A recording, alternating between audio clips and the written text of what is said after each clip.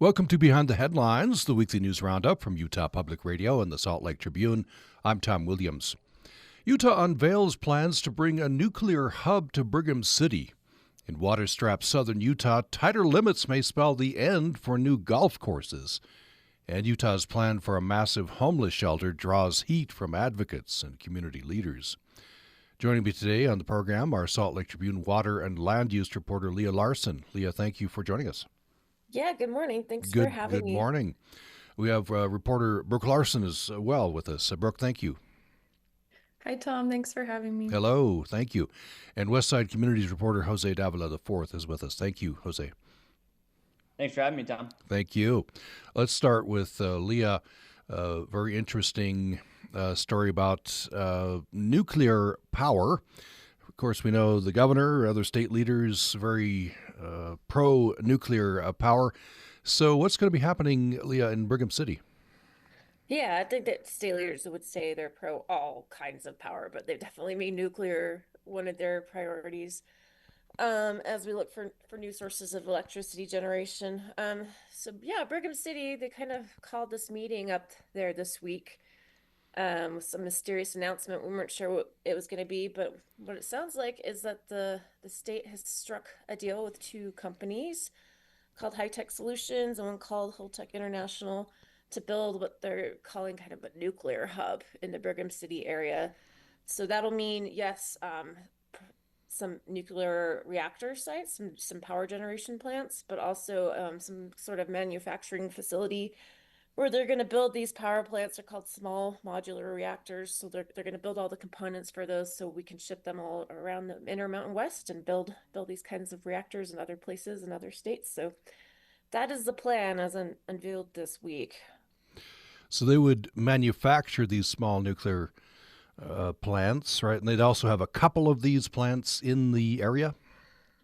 Yes, the plan calls for two of these small modular reactors in the Brigham City area, and each of those plants will have 2 units. So 4 units total, 2 plants, if that makes sense. Yeah. So tell me about these small nuclear reactors. Have we had these? I recall might have been a different thing, but some Utah municipalities wanted to bring these, or at least draw power from some of these. That seemed to fall through a year or two ago.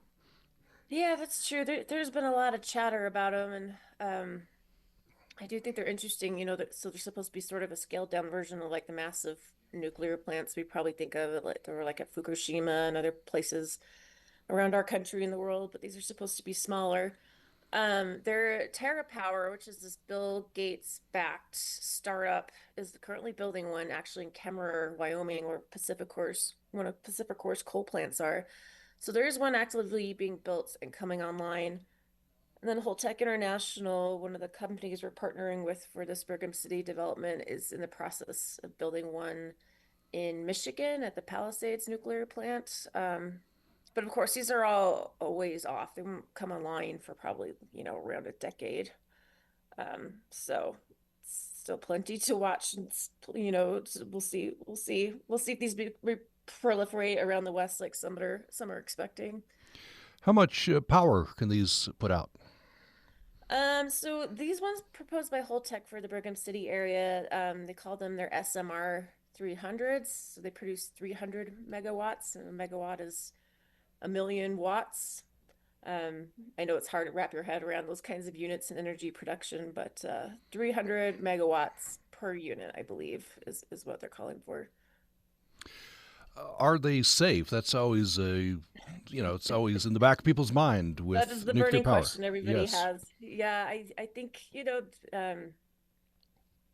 there's been some nuclear disasters that have certainly grabbed headlines in, past and recent history. But, I think engineers are working on safety all the time. And, they say they made all these improvements. They've developed safer fuels. So I know getting community buy-in is important for the Office of Energy Development. That's what they say. They don't want to build these plants in places where they're not welcome. And I do think public perception is shifting somewhat over the years as far as like some of those misconceptions or those fears on safety and things and what we do with waste storage. So I think we'd all like to hope and believe that our state leaders and things aren't going to build plants that aren't safe in the middle of communities. So um, time will tell. Yeah. You mentioned waste storage. That's another big. Of course, we have energy solutions here, but where would the waste go if we thought that far ahead? That is another burning question. It's a good one. So my understanding is the nation's plan, and we have this in writing and in statute for the country, supposed to be a Yucca Mountain in Nevada, but politics kind of melted down, oh, no pun intended, over that during the Obama administration, where it was just not politically palatable for the people of Nevada. So that all kind of got put way on the back burner, and it's not certain if it will ever restart again. So my understanding is what most plants are doing is just safely storing their waste materials on site. And I mean, they'll ship maybe low level radioactive materials to facilities like the one Energy Solutions has in Clyde, but that's like the lowest of the low radiation. It's like a rag somebody maybe used to clean something up, or I think in the case of some waste, Energy Solutions is looking to take from Canada, it would be like demolished concrete from a plant, not like within the highly radioactive reactor itself, but in the facility. So it's like the lowest of the low radioactive material. So that some of that goes to the Clyde facility, but a lot of this like more highly radioactive material is often stored on site in a secure facility. So that's kind of what we're doing as our temporary, which is turning into a long-term solution. What about regulation? One of the knocks against the full power plants has been it takes years and years and years, and if ever, to jump through regulatory hurdles.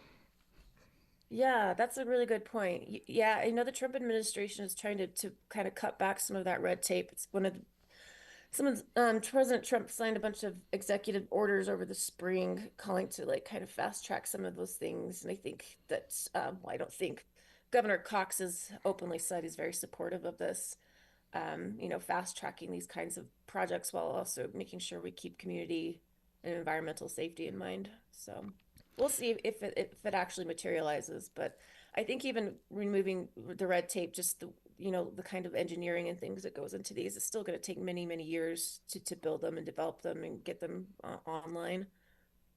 One of the state officials mentioned data centers, a big power draw, right? This could help with that. Right. Where does this fit in? Is this a big part of the solution for the energy needs? That was a big, if you're reading between the lines, if you read the event on Monday, there were a lot of veterans there. There was a lot of people with MIDA, which is Utah's Military Installation Development Authority. So kind of like a military veterans theme. And there's a lot of talk about how AI security is now becoming national security, like energy security is a component of national security. And there was a lot of talk about AI and how whichever country becomes the leader with AI will kind of be the leader of the world. It's like the new quote unquote arms race that Senate President Stuart Adams called. He called it, our new nuclear arms race. So I think the idea is that we have all these AI centers that are big, suck on the grid. These things use a ton of power, especially as like these AI models get more and more sophisticated. It just uses a ton of energy. I'm sure we've all heard about that. So I think the idea, like the big idea, a grand idea here is that we'll have like maybe a campus of AI data centers fueled by one of these small modular reactors. The officials were touting jobs. How many jobs do we think at the manufacturing plant and then at each of these reactors? Good question. I have to pull up my story to get the exact numbers because they flew right out of my head. But I think it was a few hundred for the manufacturing facility and for the power plants, and then like a few thousand to build them. So those would be more temporary construction jobs, and then like ongoing jobs would be a couple hundred each at the plant and the manufacturing facility. So, for a semi-rural county like Box Elder, where Brigham City is located, that's a decent chunk of jobs for sure. So a manufacturing plant would be producing these reactors. How many reactors do they think they want to build? That's a great question. There's so many questions that, we can't really answer right now, but the thought is that these things might be the future, not just for the Intermountain West, but maybe for the nation. So I think they're thinking we will be the hub for manufacturing them in the Intermountain West, and then they'll have some other facilities and other parts, other regions of the nation that will be doing the same to build these and deploy them. But we don't know how many. At least there's at least two planned for Brigham City. We know that. So when do they hope this manufacturing plant will be up and running? Yeah, good question. So these companies signed a non-binding memorandum of understanding with the state back in April. And what that MOU says is that they want a presence established by 2028. Now, what presence means, I'm not sure, but I would think that would be the manufacturing facility. And I know High Tech Solutions, one of the big things they're going to be doing is training up a workforce, which I know when you think of a nuclear power plant, you're thinking it's a bunch of nuclear engineers, but there's, all kinds of like plumbers, pipe fitters, mechanical engineering, so all kinds of jobs that they're going to need for these things. So they're going to train up a workforce. That's going to take a few years. And then as far as the reactors go, what I heard was the whole tech wants its reactor, it's kind of first of its kind reactor to go online at that plant in Michigan first, and then perhaps Utah will be a few years later. So he's thinking like 2030s, early to mid 2030s, I think is when the reactors will be live if all goes according to plan. Oh, we'll see what happens. That's in the Brigham City area. Mm-hmm. I want to, before we go to the next segment, Leah, talk about another story of yours. Here's the headline: Feds take Wasatch Front off the National Dirty Air List for inversion smog. That's pretty big news. That seems like Wasatch Front has been on the Dirty Air List for a long, long time. Oh yeah, it definitely has. Yeah, so we've been on the list since I think 2009 because the EPA kind of tightened up its air quality standards in 2006. They went into effect in 2009, and we've been in non-attainment on that dirty air list ever since until just now. So yeah, I think people who live on the Wasatch Front are very aware of our wintertime pollution challenges. It's never fun when you can see the air, but you can't see anything else, you know.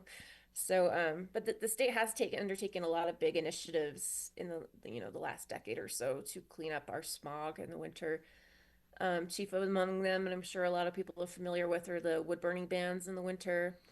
There also counties have been cracking down on like diesel emissions. It used to be for a while, if you had a gas powered vehicle, you had to go get your emissions test every year, but diesel cars were exempt. So tightened up on that, and apparently has made a difference and really cleaned up our air. So that's a small victory for public health and for air quality. No, we're talking about the fine particulate matter at PM 2.5. That's right. Yeah. And that's kind of a great point. So, yes, we're talking about particulate, PM 2.5, that really fine particulate that kind of can penetrate your lung tissue, get into your bloodstream, brain. It's, really kind of nasty stuff. But while we've cleaned up that particulate pollution in our wintertime inversion smog, we're facing new air quality challenges kind of from all fronts. We have more wildfires because of a warming climate and a warming west, which creates smoke pollution. And that's not really regulated like our wintertime inversion is, because it's considered by the federal government as an exceptional event that we couldn't have done anything to prevent. So while those may become more frequent over time, it's not something we can get dinged over. And then we also have, of course, the Great Salt Lake's drying up and blowing dust around, and we're just starting to get our hands around what that means and where it's all going. And then, of course, we have our ongoing summertime ozone struggles. So there's still plenty of air quality battles to fight. You talked to Brian Mensch, president of Utah Physicians for Healthy. It's UPHE. I can't remember what it stands for. Utah Physicians for a Healthy Environment. And healthy environment, yes. Yes. Dr. Mensch, I want to quote him here from your story. There's no safe level of air pollution exposure. Still work to be done, he thinks. Yeah, that's kind of been the drum that they've been beating, I think, since their formation, is that no amount of air pollution is good or healthy.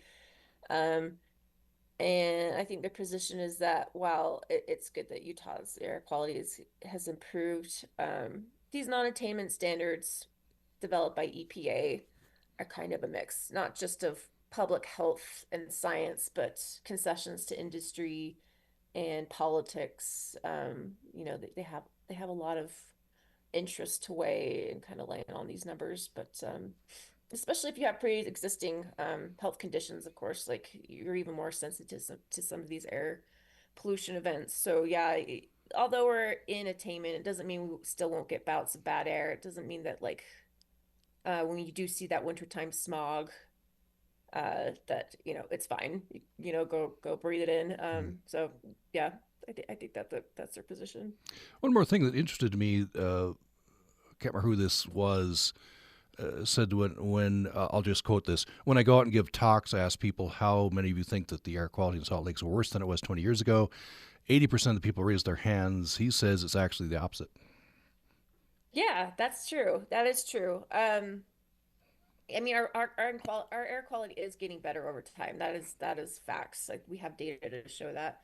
I mean, a lot of it is like other federal regulations, right? On like more efficient cars, cleaner gasoline and fuels. That's really helped our air quality improve over time.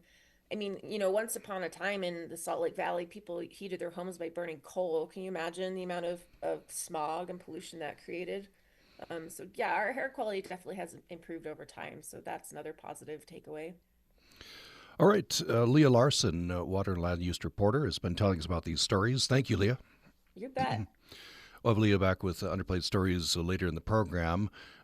We're going to head toward a break on Behind the Headlines, weekly news roundup from Utah Public Radio and the Salt Lake Tribune. Following the break, here's the headline. In water-strapped southern Utah, tighter limits may spell the end for new golf courses. We'll be talking with Salt Lake Tribune reporter Brooke Larsen. Hope you stay with us through the break.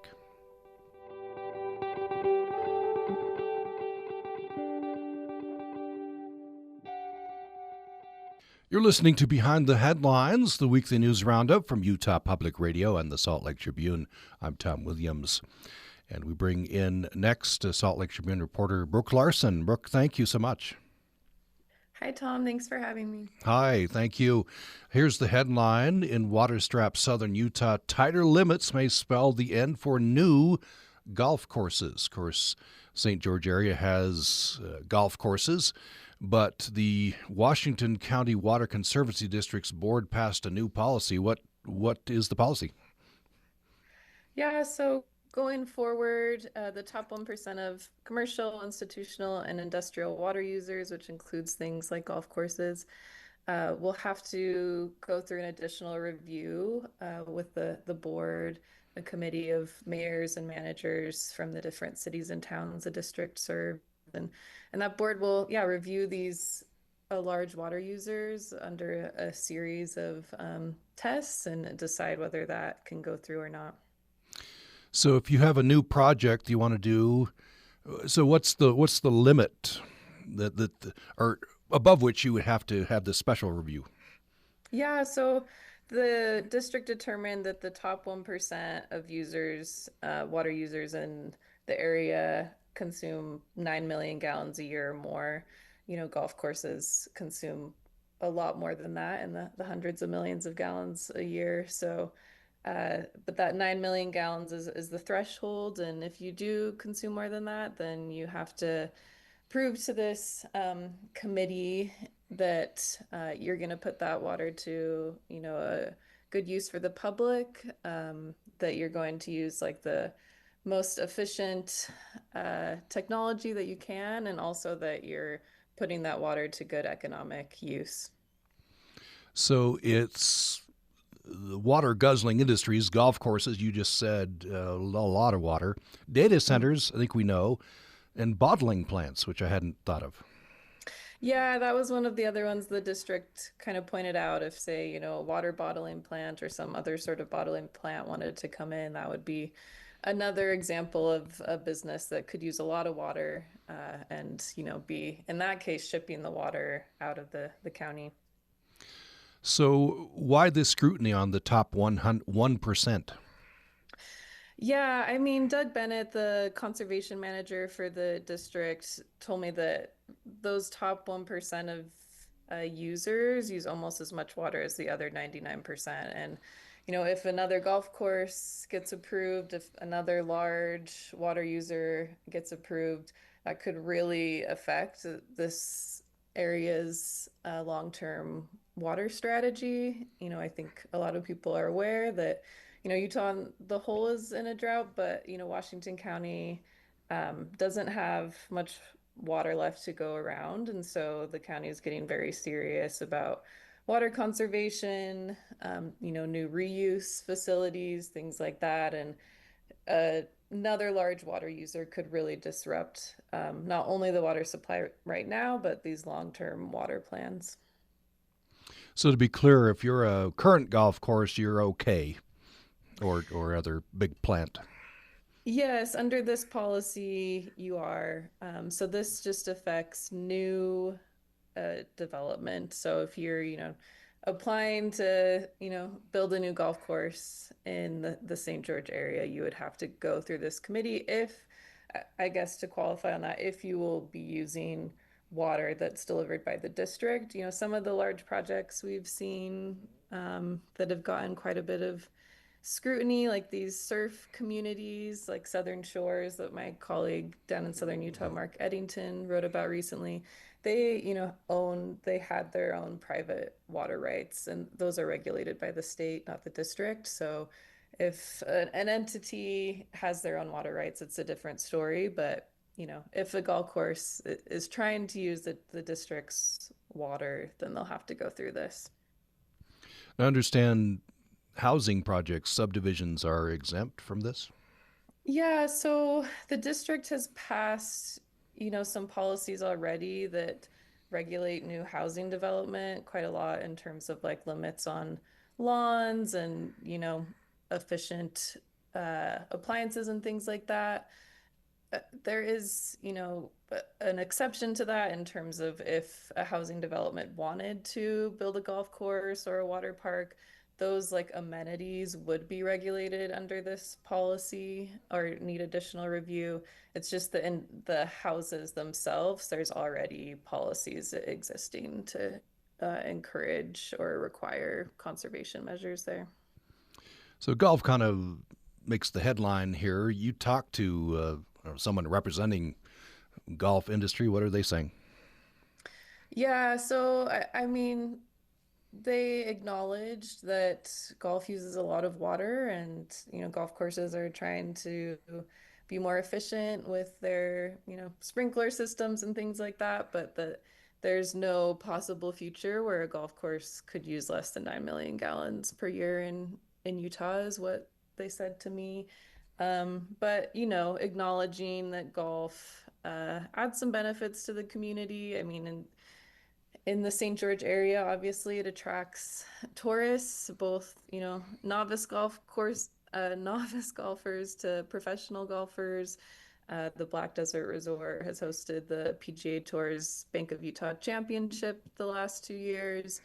And according to the Greater Zion Tourism Office, that's generated, over $170 million in economic impact for the area last year. But I think one reason that golf courses going forward may have a hard time proving their, economic contribution or public interest is just when you look at the economic output generated per, say, gallon of water, it's actually not that much. And that's what this policy is really looking at, is how much economic productivity will this, commercial industrial project have per gallon of water used. Environmentalists are saying they would like that limit, 9 million, what is it, gallons per day, Per year. Per year. They would like that to be lower. Yeah, so I talked with Karen Goodfellow at Conserve Southwest Utah, and they're supportive of this policy, happy to see what the district is doing in terms of water conservation. Some of the cities that are part of the district, opted to even have their threshold lower at 5 million gallons per year. Cities like La Verkin and Tokerville near Zion National Park And Conserve Southwest Utah thought that was a more reasonable threshold for, the whole region. So they ideally would have liked to see um, all top water users going towards to that level. Just one more thing on this story, Brooke. Tell me about some of the other conservation measures the board has mandated over the past few years. Yeah, so I mean the big one, is lawns.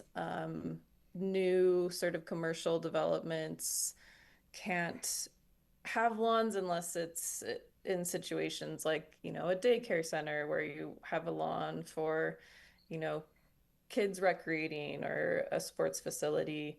Households, there's a limit on the square feet you can have lawns. There's also for, new home or existing homeowners, I should say, um, incentives to rip up your lawn and replace that with water efficient plants. And this past year, the St. George area outpaced Vegas in per capita, um, number of people per capita switching their lawns. So I mean, it's a somewhat unfair comparison in that Vegas has been doing this for a lot longer. So, they are at the point where it's sort of uh, the most challenging water users to get to change their landscape. And in the St. George area, you're really at the kind of low-hanging fruit point. But, things are changing down there. I think that's not always known across the state that the area is actually trying to do quite a lot of work to change their water use. We're talking with Brooke Larsen on Behind the Headlines. One more story here, Brooke, in this segment. Here's the headline: as the shutdown ends, a long recovery begins at Zion National Park. So what sorts of things are we looking at? I guess one of the big things I noticed in the story, lost revenue, right? And then that's just lost, right? Yep. So during the shutdown, national parks couldn't collect entrance fees from visitors. And so Natalie Britt, the CEO of Zion Forever Project, which is the nonprofit partner for Zion National Park, estimated that the park lost $1.7 million in fee revenue just during October. They're still calculating their estimate for November. So, that's significant. That's money that could go to things like trail maintenance. Fee revenue covers the shuttle service in Zion National Park. So even though people, I heard park rangers were happy to be back at work, it sounds like it's going to be kind of a long road ahead to figure out how to make up for that lost revenue. What are some of the other issues that they're concerned about as they come back?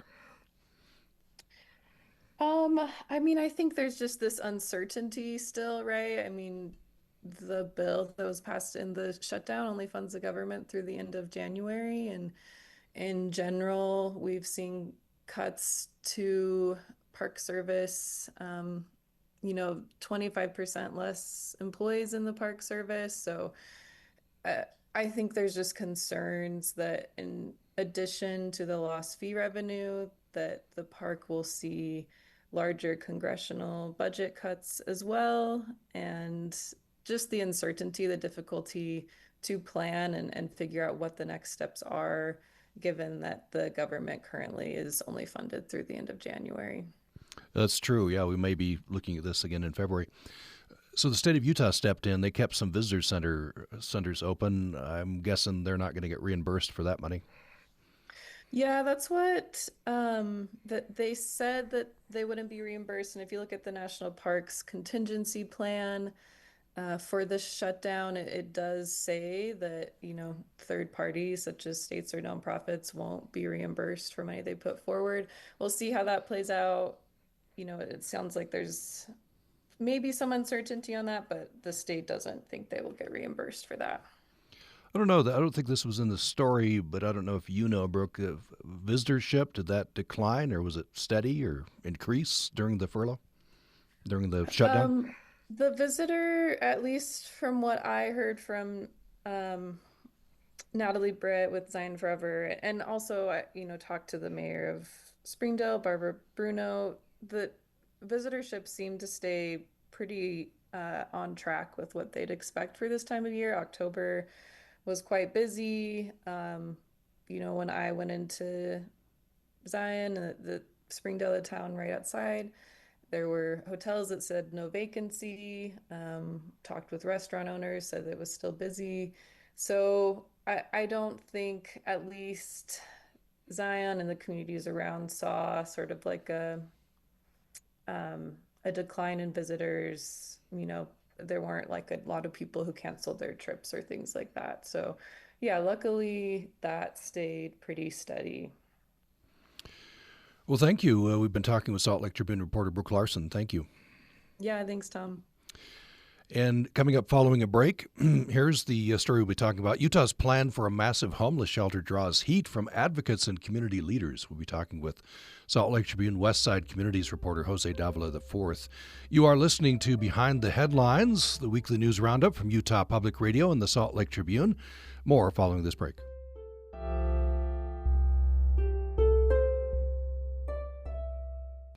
You're listening to Behind the Headlines, the weekly news roundup from Utah Public Radio and the Salt Lake Tribune. I'm Tom Williams. We turn next to Salt Lake Tribune West Side Communities reporter Jose Davila IV. Jose, thank you. Thanks for having me, Tom. Excited to talk. Good to talk with you. Here's the headline. Utah's plan for a massive homeless shelter draws heat from advocates and community leaders. It's your story this week with Brock Marchant. So this was was a demonstration or there was several speeches given. Who was there? Who was speaking? So yeah, this was a news conference, really, hosted by a coalition of opponents or maybe even skeptics of this new massive planned homeless shelter that Utah plans to build in the North Point neighborhood of Salt Lake City. It was an interesting group of people. It was people concerned about the wetlands that are on the site and losing those. There are people who live in the neighborhood around the site, concerned what could happen to the neighborhood if this campus gets built. There are also folks concerned about the state's, specifically one state leader's proposal to boost involuntary detention and civil commitment and have some of those beds at this site. And then there were homeless services advocates who just plain thought the thing wouldn't work and that it wouldn't help solve the problem. So it's an interesting coalition of folks all talking about sort of issues they see with this plan. Give us give us a little idea of the scale of this. This is proposed to be a pretty large place. Correct. So the current working plan is that the state would like to build a 1,300 bed shelter. They call it a homeless campus because they want to surround that shelter with, services that are offered to those folks there on site. Stuff like case management, housing, healthcare, that sort of thing. This is a big change for the state, mostly because after the Operation Rio Grande in the late 2010s, the state went to a scattered site homeless services model.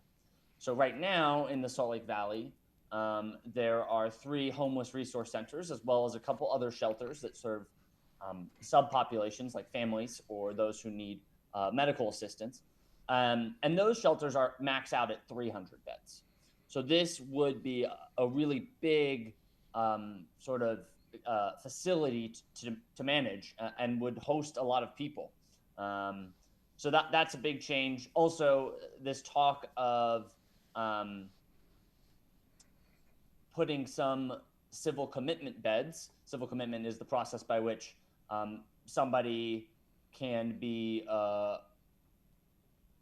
told to go to treatment and be required to go to treatment, whether that's for drug treatment or mental health treatment, by a judge because they haven't gone to one of those treatment facilities themselves.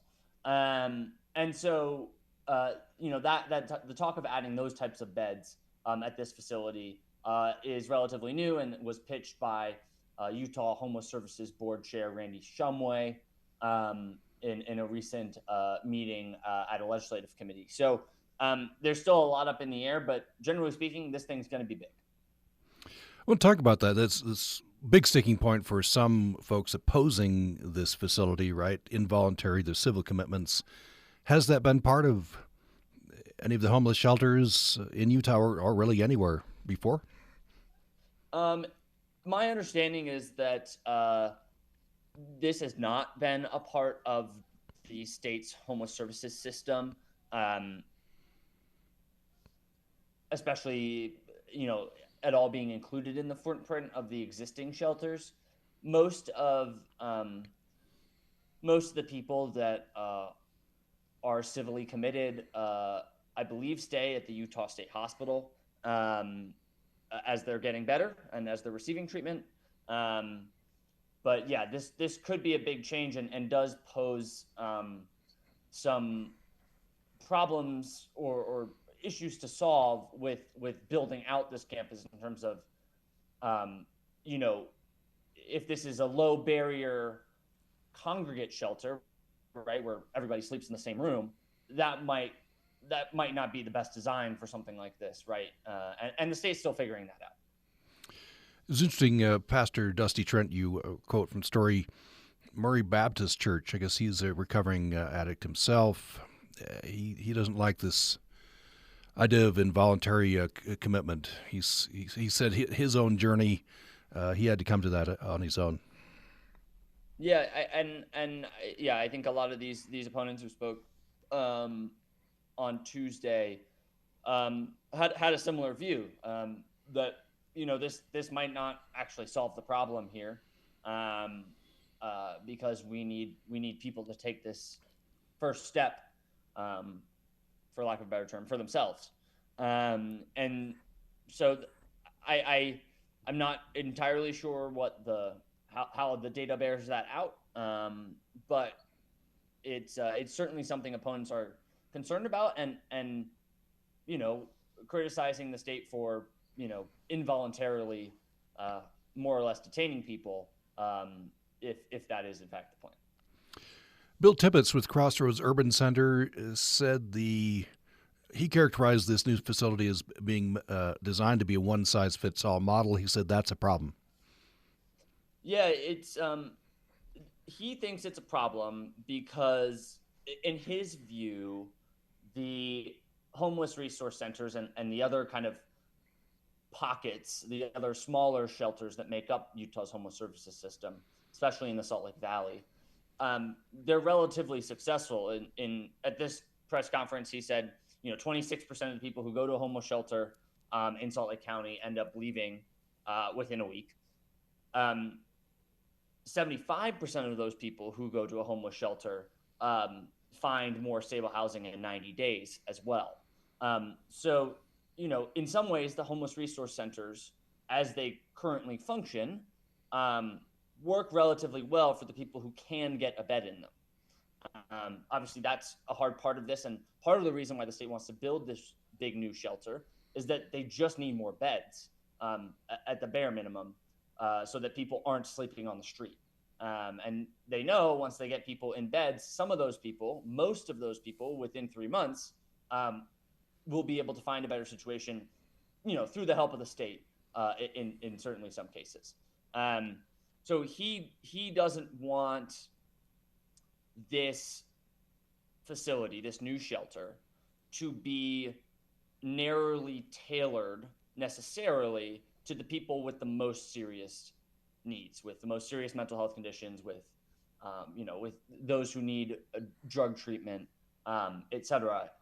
What I think I think that's where his concern lies, because that wouldn't necessarily help those people that just need a quicker hand up, without necessarily needing more heavier wraparound services. Some of the residents in this North Point area are upset not only with this proposed homeless shelter, but other industry encroaching, because they say they moved there because it was one of the last rural agricultural open pockets in the Salt Lake City area. Yeah, this neighborhood's really interesting. It for those who are unfamiliar, it's just to the west of I-215, and just north of the airport. It's really, really in the far northwestern corner of the city. Well, actually, I guess the far northern part of the city. The city, of course, stretches basically all the way out to the shoreline of the Great Salt Lake, out near Magna, just north of Magna. But this it's really kind of a one street neighborhood full of ranches and farming. It's a historic farming neighborhood. It's perhaps best known for this farm called Crossy Ranch, that kind of does agritourism. They host pumpkin patches and so forth. It was recently annexed into Salt Lake City. And has long been eyed by developers as a place to build both warehouses and manufacturing facilities, because of its proximity to the highway. And so in many ways, this neighborhood is changing right before our eyes. And residents feel like this homeless campus is just one more thing that's doing that. They also have public safety concerns. Right? They feel that this campus, this facility will bring more crime to their neighborhood, will bring more insecurity to their neighborhood. They're fearful of, I've talked to some homeowners. They're fearful of people, sleeping in their barns, right? A lot of them have barns. A lot of them have livestock, and so on and so forth, when they can't, get a bed necessarily at this facility. So it's been a hot topic for sure. Some are concerned about environmental concerns, wetlands nearby, apparently. Yeah, so the site has a couple of small wetlands, and Dita Seed, who is a representative of the nonprofit Center for Biological Diversity, said that those wetlands are included in the shoreline area preservation plan related to the Great Salt Lake, and so would like to protect them, right? Because obviously that's a great place for birds. It's a part of this larger ecosystem around the Great Salt Lake.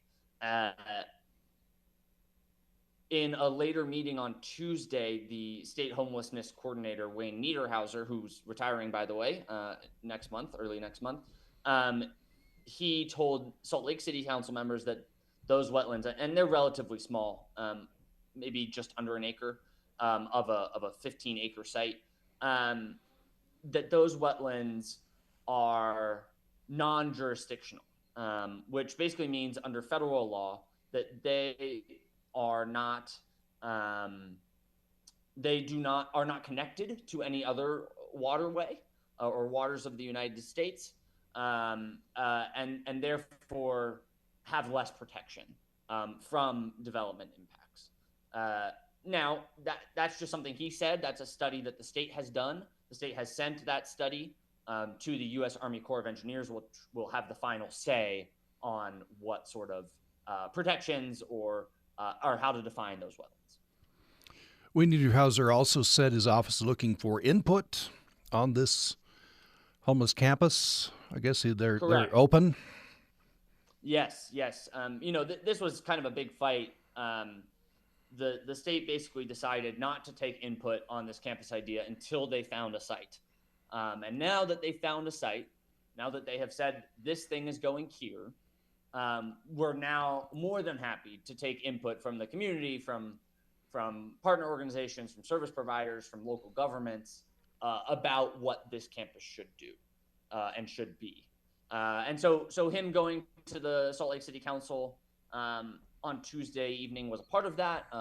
Council members talked about what they wanted to see, how they wanted to make sure that this new shelter would be safe for both the people inside and the neighbors outside, and hit on a couple other themes. One council member, Dan Dugan, who represents District 6, kind of in the eastern foothills of the city. He was concerned about this mix of involuntary and voluntary beds, and said, hey, let's design this in a way that works. So they are taking feedback now. Just yesterday, the Homeless Services Board met and received presentations from a bunch of stakeholders, including Salt Lake City, as well as Salt Lake County, a service provider, the Other Side Academy, and a handful of other kind of homelessness experts and local governments that work on homelessness about what this campus should look like. And there's some division. There's some different ideas about what this campus can and should do. All right. Well, thank you for telling us about this. We won't have time to talk about a second story that we were, but I'll just read the headline. Popular Salt Lake City bar shuttered by a blaze that tore through its historic downtown buildings. It's on the cusp of reopening. Go and read that of Jose's at sltrib.com. Update on that tragic fire. So it's time for Underplayed Stories of the Week here on Behind the Headlines. We'll start with Leia Larsen. What's your underplayed story? So mine was written by my colleague Brock Marchant on Sunday. The Oaks in Ogden Canyon has reopened. It's like a century-old institution up there, and it's been closed for a while. So it's fun to see it reopen, and it's always great to have a spot to grab an ice cream or some lunch after you've been playing in the mountains or at Pineview Reservoir. So I'm excited about that personally. All right, sltrib.com to read that one. Brooke Larsen, what's your underplayed story? Yeah, I wanted to highlight some of the coverage my colleague down in Southern Utah, Mark Eddington, has been doing on some of a new local distillery as well as a new packaged liquor store. Last week there was a story, Short Creek business distilling areas, polygamous past and promising future with spirits, not words. I think it's just an interesting look into how this, part of Southern Utah, the Short Creek area, which consists of, Colorado City, kind of polygamous history there is often what gets the news, but there's a new distillery there that's kind of bringing this other new culture. So I think that's an interesting look into Southern Utah. All right. Read Mark's story there at sltrib.com. Jose, what's your underplayed story of the week? I really enjoyed Jordan Miller's story. The headline, Utah Creamery defaced over its sale of a controversial product. It's a great lead to nerd out on journalism. It's a great way to draw people into the story. I won't spoil it for you. Please go read it. But basically, it's about this creamery that sells raw milk and got vandalized because of that. Yeah. Yeah, check that out at sltrib.com. All the stories we've been talking about today as well, sltrib.com. Well, we've been talking about the headlines today to Salt Lake Tribune water and land use reporter Leia Larsen. Leia, thank you so much for joining us. Thank you. Have a good weekend. You too. Thank you. Reporter Brooke Larsen has been with us. Brooke, thank you. Thanks, Tom. Thank you. And reporter, Westside Communities reporter Jose Davila IV has been with us. Thanks, Jose. Thanks for having me, Tom. Have a good one. Thank you. And thanks, everyone, for listening. You've been listening to Behind the Headlines, the weekly news roundup from Utah Public Radio and the Salt Lake Tribune. I'm Tom Williams. Hope you'll join us again next time.